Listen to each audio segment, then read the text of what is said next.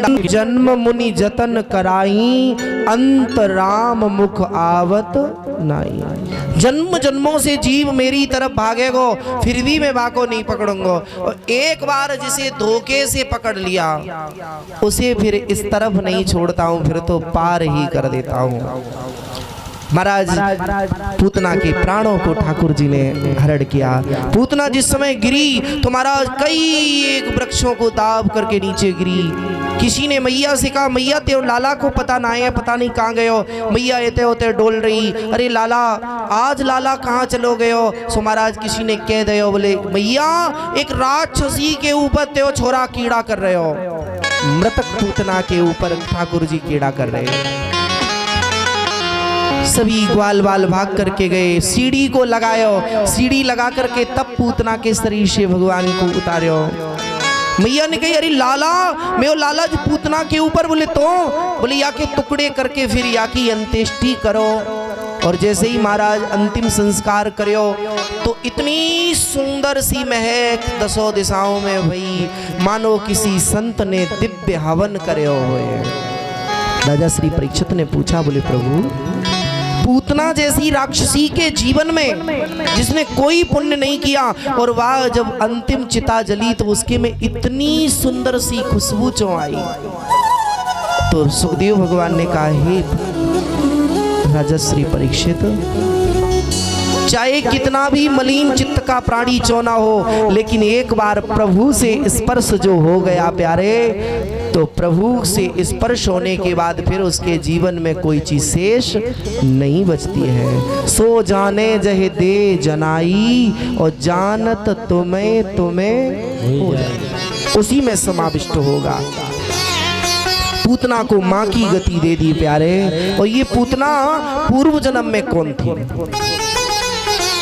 भाग महाराज गर्ग संहिता का भाव है कि ये पूतना पूर्व जन्म में जो बैरोचन का पुत्र बलि है, उस बलि की पुत्री रतनमाला थी। जिस समय परमात्मा बलि को छलने के लिए बामन रूप में आए, तो इसने सुंदर से ठाकुर जी को देखे हो तो मन में आया, इतनी सुंदर से छोरा को देख के बोले, हे प्रभु ऐसो छोरा मैं यहाँ है जातो तो या को हम अपनो दुग्ध पान कराते।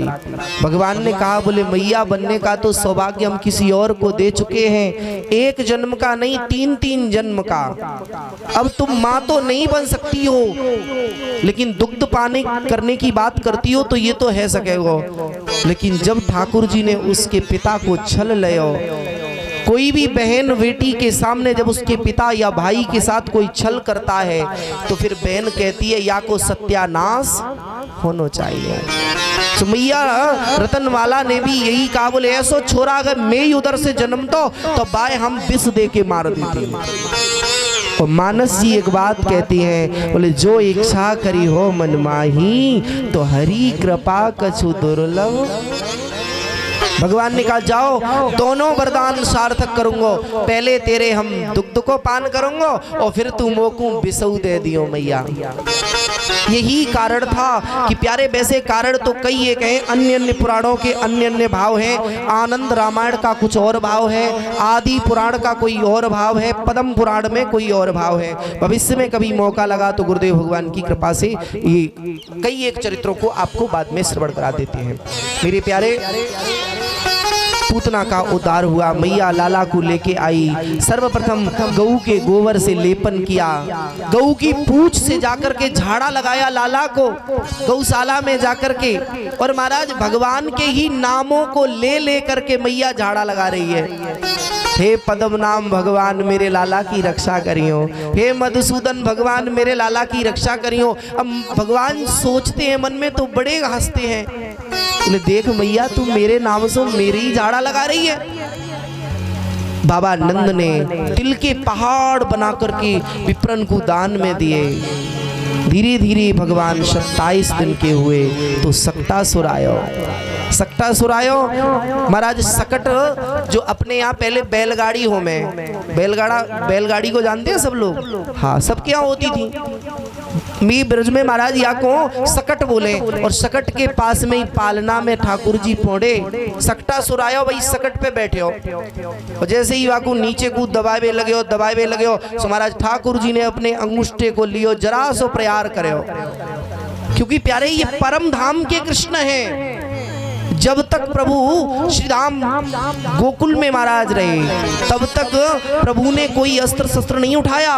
जो भी आए उनके सब के, किसी को हाथ से वध कर दियो, किसी को किसी से वध कर दिया, लेकिन गिरिराज को धारण कर लियो। उसके बाद प्यारे परम धाम की सत्ता निज लोक को चली गई। उसके तत्पश्चात कंस को मारवे तक सिर्फ 2 कृष्ण रहे। कृष्ण 2 रहे, एक गौलोक बिहारी कृष्ण और दूसरे प्यारे बैकुंठमय श्री विष्णुमयी कृष्ण। और जब कंस को मार दयो तो महाराज गौलोक की शक्ति भी अपने धाम को चली गई। फिर प्यारे सिर्फ विष्णुमयी कृष्ण रह गए। और मथुरा के बाद में जितने भी दैत्यों से आक्रमण भयो होएगो तो भगवान ने किसी को बिना अस्त्र के नहीं मारे हो, सबको सुदर्शन चक्र से मारा। और जो लोग प्रणामी धर्म को जानते होंगे, कृष्ण प्रणामी धर्म को, तो उसमें महाराज उसी परम धाम के कृष्ण की पूजा होती है। किसकी पूजा होती है? परम धाम के कृष्ण की, जिसमें मुकुट और बांसुरी मुख्य है। मुकुट और बांसुरी मुख्य है। जो लोग वृंदावन में गए होंगे, वृंदावन में कृष्ण प्रणामियों का एक मंदिर बना हुआ है, जिसे कहते हैं कांच मंदिर। देखा है ना सबने कांच मंदिर। कांच मंदिर में बाकी फोटो तो इधर उधर मिलेंगी, लेकिन वो भी कब तक की मिलेंगी? जब तक कंस को नहीं मारा तब तक की। उससे बाद की फोटो, क्योंकि विष्णुमयी कृष्ण है। और सामने जब आप देखेंगे सिंहासन में तो वहाँ राधा कृष्ण की फोटो नहीं है, वहाँ कोई भी ग्रंथ लपटा हुआ बंधा रखा है और उसी में मुकुट बंधा हुआ है ना। प्रत्यक्ष की बात आपको बताऊंगा। और महाराज वहाँ भी नहीं जा पाए तो कभी भी आप इटावा के पास में एक दिल पड़ता है, सबने सुना होगा, सुना है ना। तो एक दिल में एक मंदिर बना है, कृष्ण प्रणामी मंदिर, कृष्ण प्रणामी प्रज्ञापीठ परमानंद धाम। उसमें भी महाराज मुकुट और बांसुरी की ही पूजा होती है। और उसमें 5वां वेद बना हुआ रखा है। कौन सा वेद? 5वां। अब आप लोग कहेंगे महाराज ये तो बहुत गलत बात है। वेद कितने हैं? कितने हैं? 4। तो फिर बहुत गलत बात हो जाएगी यहाँ तो।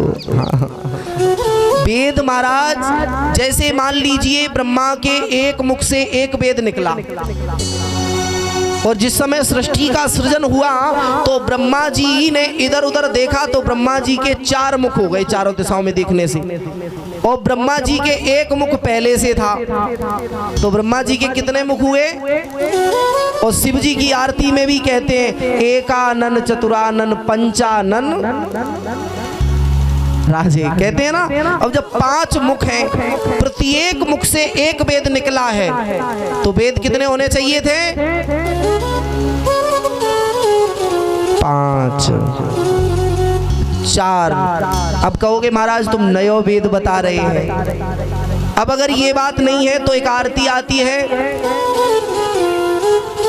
श्री भागवत भगवान की है आरती, पापियों को पाप से तारती।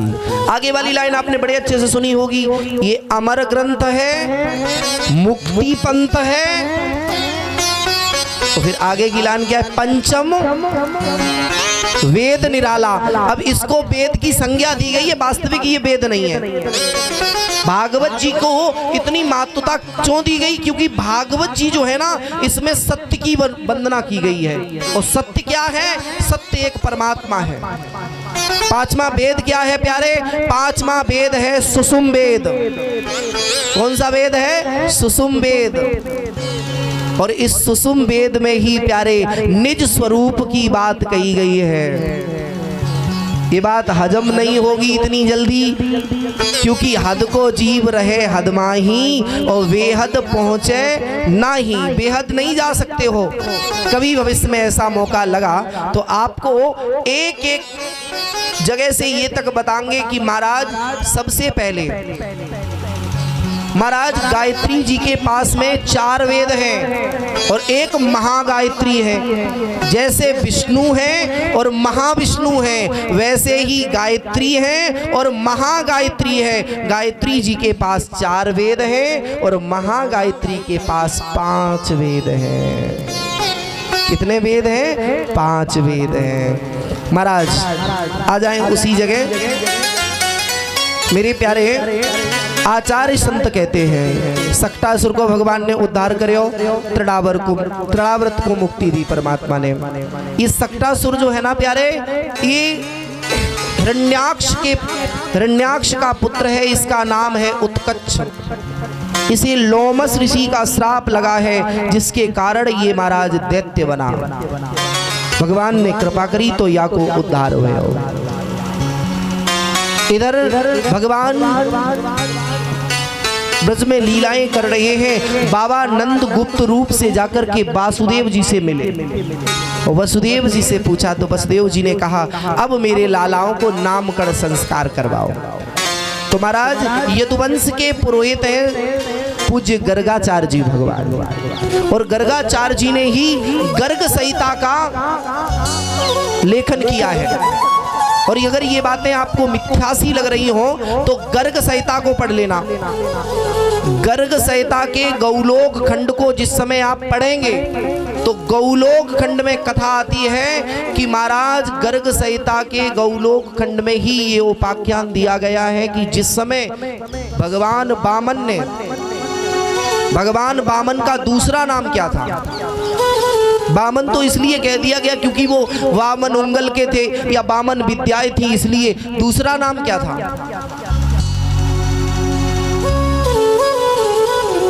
हम लोगों ने बहुत कथाएं सुनी होंगी। कितनी कथाएं सुनी? बहुत भागवत जी सुनी है।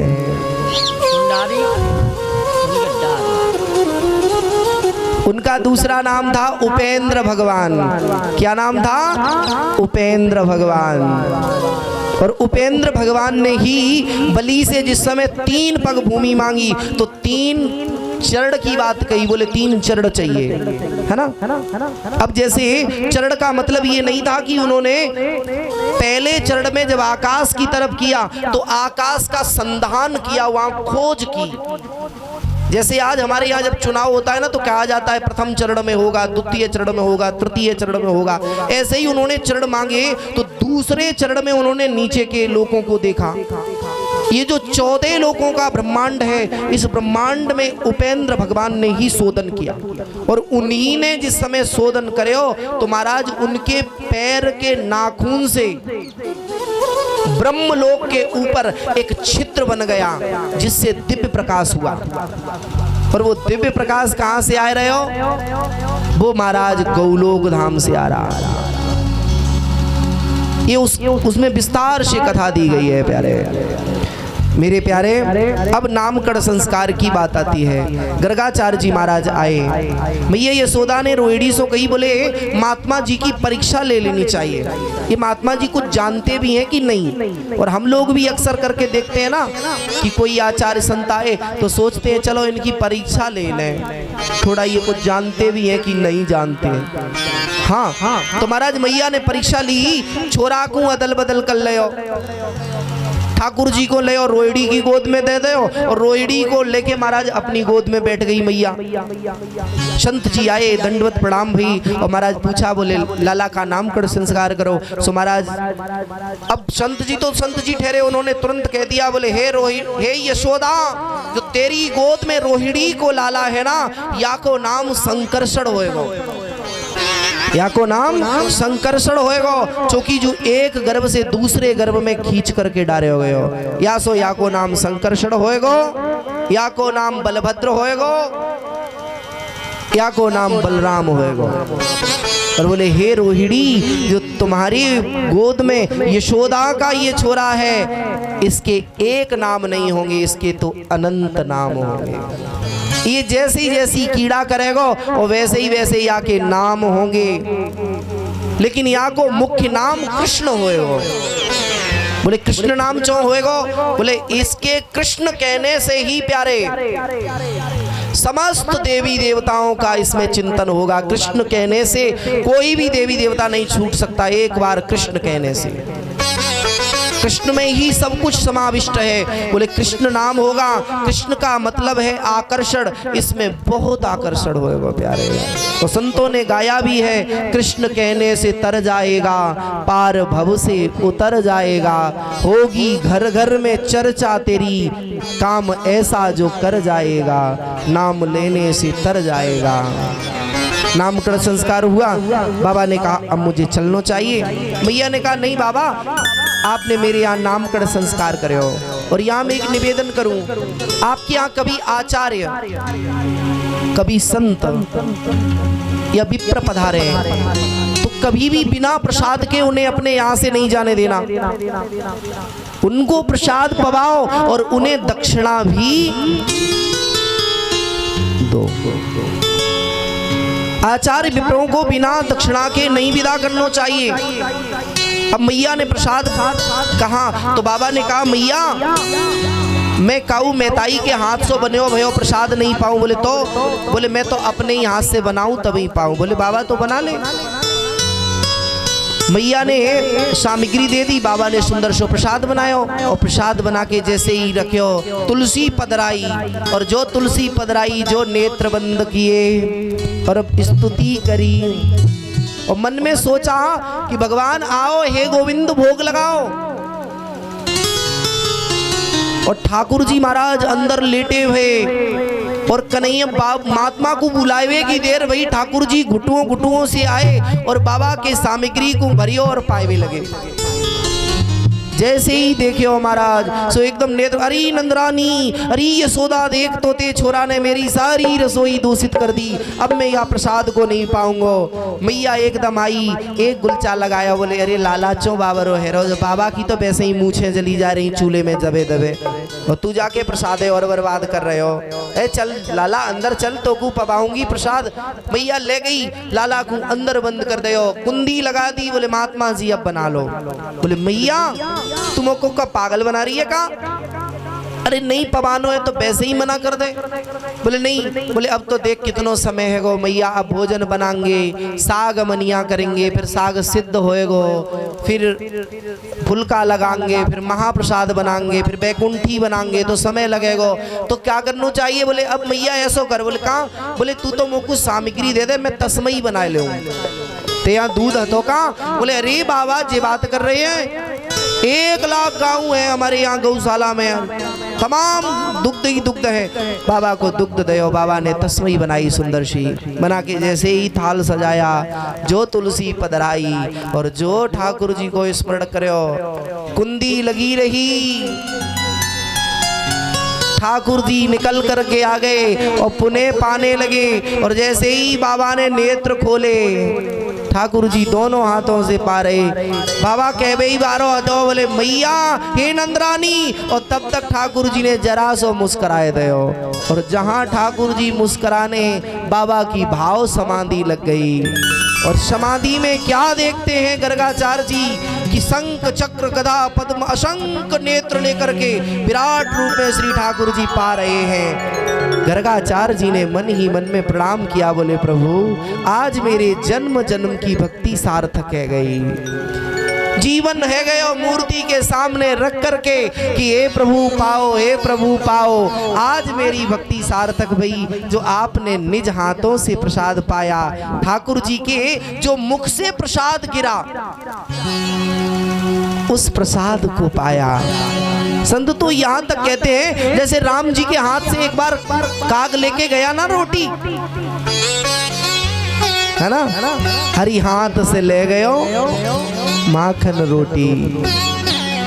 उस काग के भी बड़े भाग हैं, उठा करके महाराज गर्गाचार्य जी ने वो शीत प्रसाद जो पड़ा था वो पाया, चरणों में दंडवत की स्तुति करी।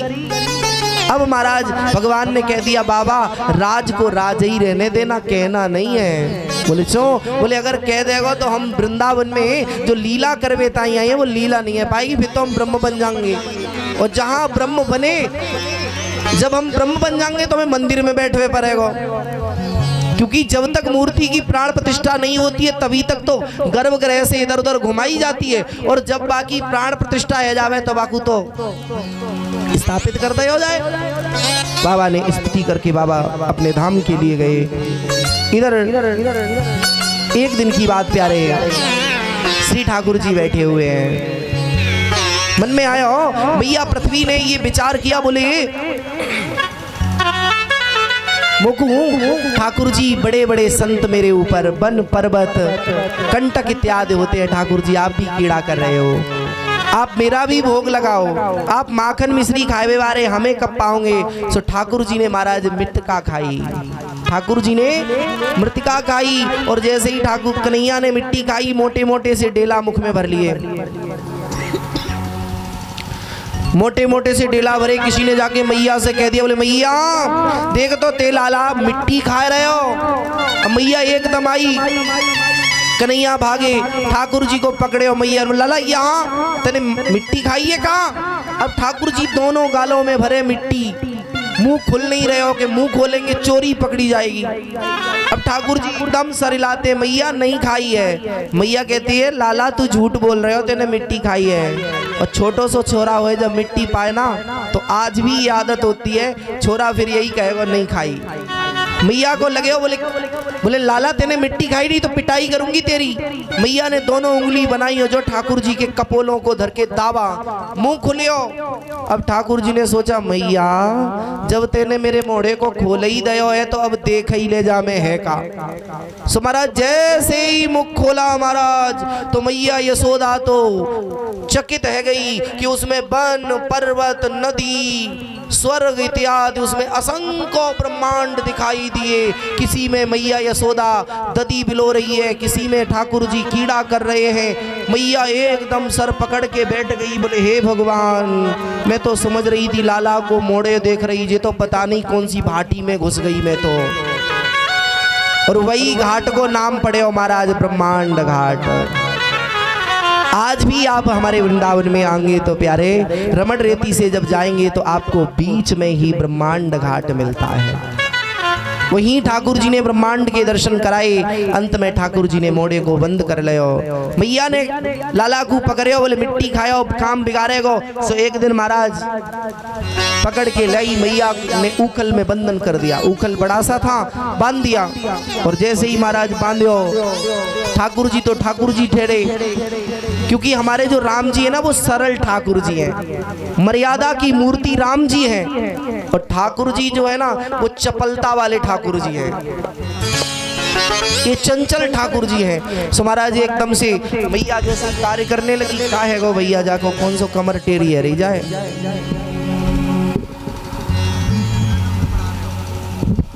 तो भैया फिर हम कैसे व्यवस्था बन पाएगी?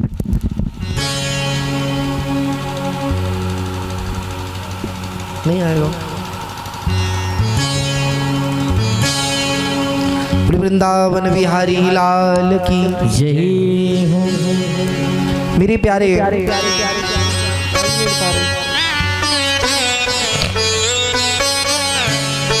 ठाकुर जी ने क्या किया कि उस ऊकल को नीचे गिरायो।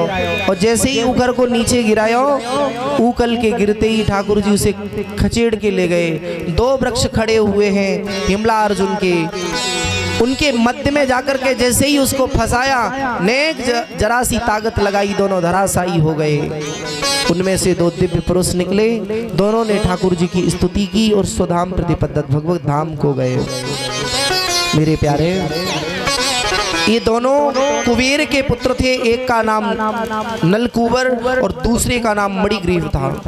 नारद बाबा के द्वारा अभिश्रापित ये दोनों जड़ वृक्ष के रूप में परिणत हुए। एक दिन की बात, इधर कैलाश पर बैठे हुए बाबा शंकर, उन्होंने सोचा कि हर युग में जब ठाकुर जी आते हैं तो मैं दर्शन करवेता ही जाता, अब मोकू दर्शन करने जानो चाहिए। तो बाबा दर्शन करने के लिए चले, और जैसे ही दर्शन करने के लिए चले तो महाराज जोगी का भेष बनाया भोलेनाथ ने, और उन्हें तो कहीं बनाना भी नहीं पड़ता है क्योंकि बने बनाए से हैं। बाबा आए और बाबा ने आते ही आते अलग जगाया, बोले मैया। मैया ने कहा सखी से, बोले जाओ महात्मा को कुछ दे दो।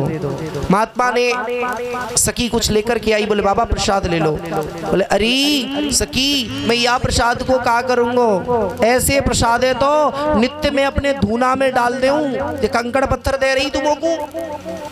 बोले अरे बाबा तू कहा जाने इन कंकड़ पत्थरन की कीमत ये हीरे जवाहरात हैं। बोले अरे होंगे तेरे लिए वो हीरे जवाहरात, मेरे तो जो कंकड़ ही पत्थर हैं। बोले फिर तब तक यशोदा मैया आई। यशोदा मैया ने कही बाबा काहे गए हो, क्यों यार झगड़ा कर रहे हो तुम। बोले मैया मैं तोकू प्रणाम कर रहे हो, मोकू पता है ते यहाँ पे है जो लाला भयो है ना, वाके मोकू दर्शन करा दे तू बस। मैया कहने लगी तो कौन दर्शन कराए दे, देख तो तेरे सर पे तमाम सर्प लटक रहे, बीछी कांतर, तने 6 महीना से तो नायो नहीं, तो को देख के मोकू डर लग रहे हो, तो मेरे 1200 का नहीं आ तो डर जाएगा। बाबा ने कहा अरे मैया ये तेरे भाग्य की बात है कि तेरे यहाँ त्रिलोकी का डेरा पड़ा है, पहचानने की कोशिश कर। भैया तू अपने छोरा के दर्शन करा दे, मोकू और कुछ ना चाहिए तो उसको। बोले नहीं कराऊंगी दर्शन। बोले नहीं करावेगी? बोले बिल्कुल नहीं कराऊंगी। बोले ठीक है तू नहीं कराना। बाबा ने त्रिशूल ले और दरवाजे पे गाड़े हो। बोले तेरे दरवाजे पे ही प्राण दे दूंगा, लेकिन जाए व्यवहारो नहीं जब तक दर्शन नहीं करूंगा। बोले महात्मा तू जाएगा या बिल्कुल न जा, लेकिन तो को दर्शन करावे वारी नहीं हूँ। बोले कब तक रहेगा? बोले यहीं रहेंगे। बोले मैया तू अबे नहीं दर्शन करावेगी, तो लाला थोड़ो सो और बड़ो हो जाएगा, जब जो खेलवे ताई नहीं करेगा तब जाके दर्शन कर लेंगे। बोले अरे महात्मा बाबरो सो मत डोले, मैं यहाँ बड़ो सो महल बने हो, मैं छोरा अंदर ही खेलेगा, मैं बाहर नहीं निकल दूंगी। तो बाबा ने कहा अरे मैया चल खेलवे ताई बाहर नहीं आएगा, लेकिन जब कछु बड़ो हो जाएगा तो जाकू विद्या अध्ययन करवे ताई तो तू बाहर भेजेगी। बोले मैं नंद राय की पत्नी हूँ, मोकू यशोदा कहें। यशोदा मैं तमाम आचार्यन को घर में बुलाऊंगी और वहीं शिक्षा अध्ययन कराऊंगी, लेकिन तो को दर्शन नहीं कराऊंगी। बोले मैया ये भी बात सही है, तू नहीं करावेगी, लेकिन एक समय तो ऐसा होवे जब सबके लिए छूट होवे। बोले कब? बोले जब तेरे लाला बड़ो है जाएगा, फिर तेरे लाला की शादी की बात चलेगी, फिर कहूँ से शादी वारे आएंगे, फिर बई में हम मजिया बन के घुस जाएंगे। और महाराज मजियन को तो खूब ही मालपुआ खावे को मिले। सच में आपके पास कोई व्यवस्था ना हो तो किसी के यहाँ चले जाओ। बोले केवल छोरा देखने आए हैं, और कितनों कंजूस होए बहु महाराज दनादन मिठाई खिलाएगा। थोड़ा खाओ पियो घूमो घामो, बाद में कह दो देखेंगे फिर बता देंगे बाद में। तो बाबा ने कहा भैया उस दिन तो तू मोकू आने। बोले बाबा देख मैं स्वयं वहीं बैठूंगी तो को नहीं आन देंगी, मेरा छोरा की शादी होए चाहे रड़ुआ सो डोलते रहे, लेकिन नहीं। तो बोले मैया लेकिन कहूँ से तेरे लाला की वैसे तो होएगी नहीं शादी, और कहूँ है गई धोखे से, है ना, धोखे से ते छोरा की शादी है गई, भीड़ भाड़ होएगी, निमंत्रण होएंगे, भीड़ आवेगी, और भाई भीड़ में हम घुस जाएंगे, तब दर्शन है जाएंगे। मैया ने कही महात्मा देख ले, चाहे मोकू 1000 काम छोड़वे पड़े, लेकिन मैं या दरवाजे को नहीं खोलूंगी। बोले तो बारात किधर से ले जावेगी? का छोरियू घर में ही बनावेगी, बारात तो बाहर जावेगी सहरा होएगो, और तब तो कितनो मलूक सो त्यो छोरा लगेगो, जब सहरा को बांधे होएगो तब तो बाकू जरूर देखेंगे। मैया ने कही अरे बाबा देख तो मेरे 2 गेट है महल के, हम आगे बारे बंद करूंगी, पीछे से बारात जावेगी। बाबा समझ गए कि अब मोकू दर्शन नहीं होंगे, या मैया मानवे बारी नहीं। सो बाबा ने झोली में से शंख निकाले और जैसे ही शंख निकाले जो धर के बजायो, मैया ने एकदम चरण पकड़े, बोले बाबा तेरे हाथ जोड़ू, तेरे पामन ने पड़ू, मैं छोरा अभी पालना में मैं सुलाए के आई हूँ। बोले तेरो छोरा वो सोए चे जागे, मोकू का लेनो देनो, हम तो अपने बजाएंगे, मोकू शंख बजानो तो बजानो। मैया ने कहा तो मैं द्वारे से यहाँ से भाग चाहे जहाँ बजा। बाबा थोड़े से हटे, महाराज गली में बैठ गए। बोले ये गली काऊ की नाने, जे तो मैं ही है जहाँ पे हम बजाएंगे शंख। बाबा ने शंख बजाया। मैया ने कहा बाबा मत शंख बजावे, जोड़ू तेरे पामरे, पालना में सोवे मेरा जल जग जाएगा लालना। भगवान ने सोचा कब तक यहाँ बैठे रहेंगे। बोले बाबा निराश होकर के जाने लगे। इधर कन्हैया पालने में लेटे हैं और लेटे लेटे ठाकुर जी सारा दृश्य देख रहे हैं। ठाकुर जी ने कहा अरे बाबा बुढ़ापे पे चेन्नई परे हो का? अरे जब त्रेता में आए तब तो तुम जोन जमान थे, तब तुम मदारी बने, कहीं ज्योतिषाचार्य बने हैं, तब तो दर्शन करवे ताई आए, अब भी चैन नहीं परे हो। चलो कोई बात नहीं है, चलो उम्र 55 की तो मन बचपन का, कोई बात नहीं है। अब थोड़ा सा आपने कष्ट किया, अब हम भी कुछ ना कुछ करेंगे। ठाकुर जी रोने लगे। एकदम से एक गोपी भागी, वो ठाकुर जी को उठाए। अब ठाकुर जी शांत ही नहीं है रहे, सबकी गोदी में जा रहे ठाकुर जी, बिल्कुल शांत नहीं। मैया से एक गोपी बोली, बोले मैया, बोले मोकू तो ऐसो लगे वो बाबा कोई टुटका तो ना करके चलो वो जाके ऊपर। बोले हाँ बाबा तो हो गई ऐसे कोई जादू टोना कर गए होए। तो मैया कहने लगी फिर क्या करूं? मैया कहने लगी अरे सकी तू चो यहाँ खड़ी है, जा महात्मा को बुला, लाला के ऊपर झाड़ फूक करवा दूं। अब गोपी भागी।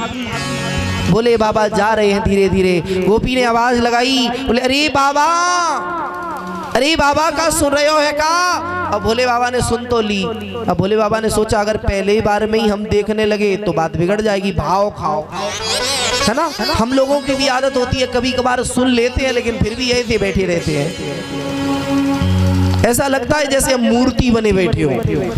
और फिर कोई बार बार जब कहे फिर कहे अरे भैया हमने सुन नहीं पाई, और सुन तो चुके ही थे पहली बार में। अब भोले बाबा चल रहे और थोड़ा तेज और चलने लगे। अब गोपी चिल्लाने लगी, बोले अरे बाबा सुन रहे हो कहा दाढ़ी वारो बाबा, तो को मेरी मैया बुला रही है। और बाबा भागने लगे। अब गोपी भागे, अब कहाँ स्त्री और कहाँ पुरुष। बाबा जल्दी जल्दी भागे, बोले अरे बाबा रुक जा, तो को मेरी मैया बुला रही है, अपने छोरा के दर्शन करावेगी। सो भोले बाबा एकदम पीछे लौटे। बोले गोपी पहले तू अपने यमुना मैया की सौगंध खा, दर्शन करावेगी कि नहीं करावेगी? बोले अरे लाला रोए रहे हो है। बाबा ने सोचा कि मेरे प्रति मेरे प्रभु रो रहे हैं तो हमें भागना तो अच्छा नहीं लगता। तुरंत भोले बाबा मानो ऐसे पीछे लौट करके आए जैसे चाबी भर दी हो किसी ने पीछे वाली। वापस आए मैया की गोद में ठाकुर जी। राजा परीक्षित से शुकाचार्य कहते हैं राजन नेत्र बंद करके उस समय की झांकी का अवलोकन करो कि एक समय परमात्मा एक हरि है और दूसरा हर है। हरि हर दोनों खड़े हैं सामने, सामने हरि गोद में है, हर सामने खड़ा है। कैसा सुंदर सा समन्वय है मेरे प्यारे। भगवान ने एक टकटकी लगा करके देखा तो देख करके मानो पलकों से भोले बाबा कहना चाह रहे हैं कि हे पलकों अब तुम थोड़ी देर के लिए रुक जाओ, मुझे ये छवि अपने हृदय में भर लेने दो।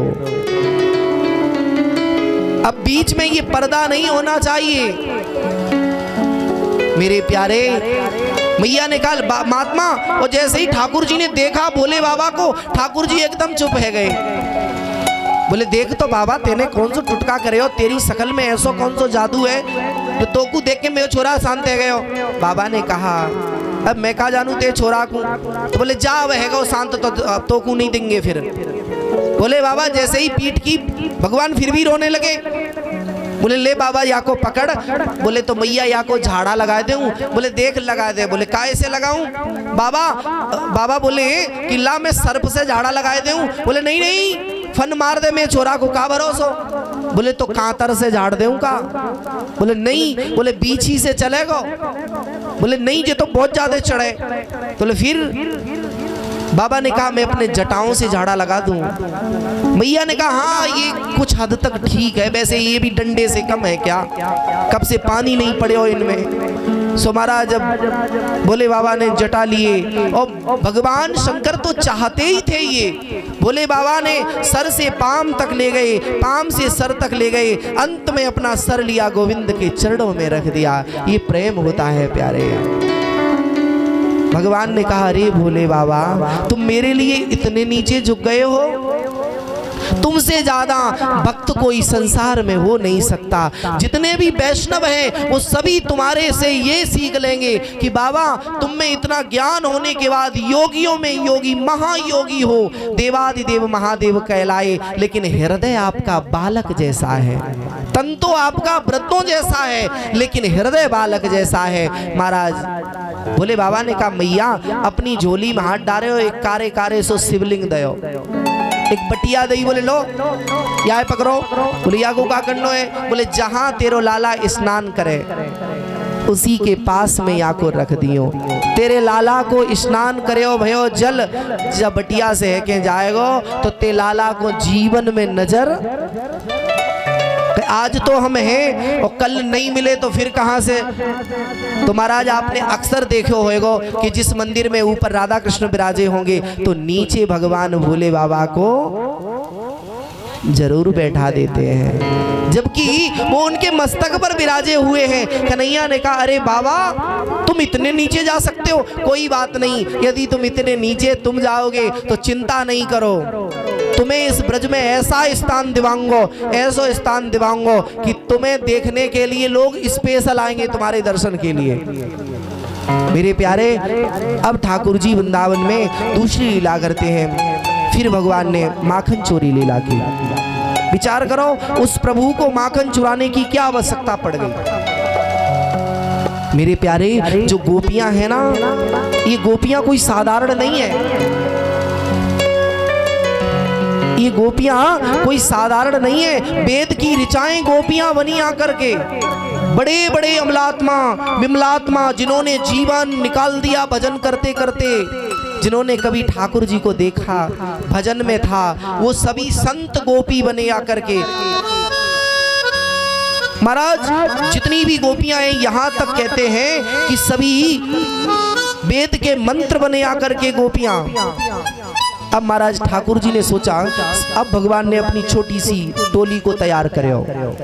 भक्तों भगवान की आए दोबारा प्रभु जी का नाम लेते हैं, तत्पश्चात आगे की कथा श्रवण करते हैं।